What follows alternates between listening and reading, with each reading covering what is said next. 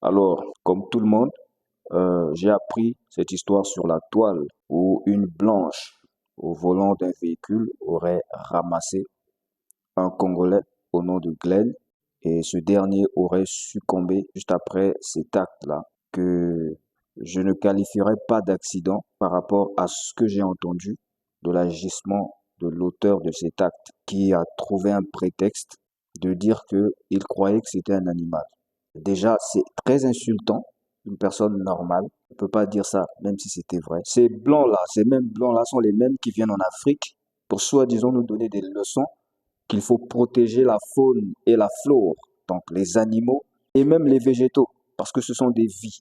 Et là, visiblement, à Paris, voilà une blanche civilisée qui ose ôter la vie à un jeune homme qui allait là-bas pour faire ses études et se débrouiller, gagner sa vie honnêtement. Or, j'ai plusieurs raisons de faire cette vidéo. La première, c'est que je suis humain, comme l'était Glenn. La deuxième chose, c'est que je suis africain, comme l'était Glenn.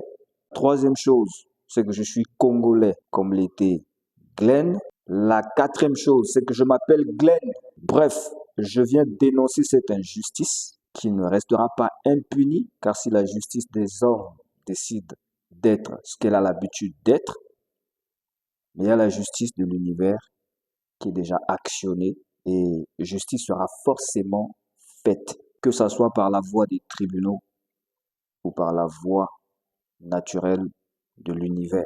Parce que je le dis toujours, la justice est une loi de l'univers. Parmi les lois qui régissent le fonctionnement de l'univers, il y a la loi de la justice. La nature crée des événements, la nature répare ces événements pour remettre l'équilibre. Qu'à cela ne tienne, je souhaite la paix à Glenn et demande à nos ancêtres de l'accueillir. Je souhaite la paix à sa maman, dont j'ai vu une vidéo sur Internet. Je souhaite la paix et la justice à toute la famille de Glenn et à tout le peuple congolais et à toute l'humanité. Peace out.